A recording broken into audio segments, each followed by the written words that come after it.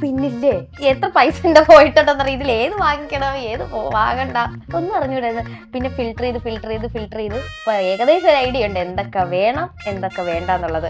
ഇവന്മാർ ഇതെല്ലാം BTS ഇടും കേട്ടോ. അയ്യോ ഇവന്മാരാരാന്ന് വെച്ചിട്ടോ. എന്റെ മാതിരി അനുഭവങ്ങൾ ഉള്ളവരുണ്ടെങ്കിൽ താഴെ കമന്റ് ചെയ്യും. വെറുതെ അനാവശ്യമായ മേക്കപ്പ് പ്രൊഡക്ട്സ് വാങ്ങിച്ച് പൈസ പോയിട്ടുള്ളവരുണ്ട്, പൈസ പോയിട്ടുള്ളവർ ഉണ്ടെങ്കിൽ. ഹലോ, അപ്പൊ ഇന്നും ഒരു ബ്രൈഡുമായിട്ടാണ് കേട്ടോ വന്നേ.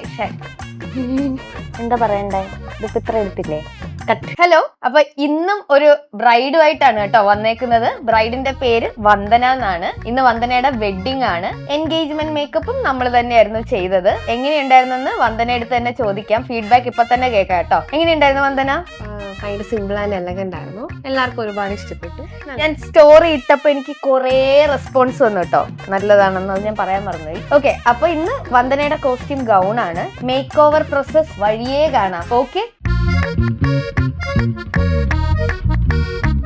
ഹലോ, അപ്പൊ ഇതാണ് കേട്ടോ വന്ദനയുടെ ഫൈനൽ ലുക്ക്. ഇഷ്ടായോ? ഒരുപാട്. അപ്പൊ നിങ്ങൾക്ക് ഇഷ്ടപ്പെട്ടൊന്ന് താഴെ കമന്റ് ചെയ്യൂ. Okay, bye bye.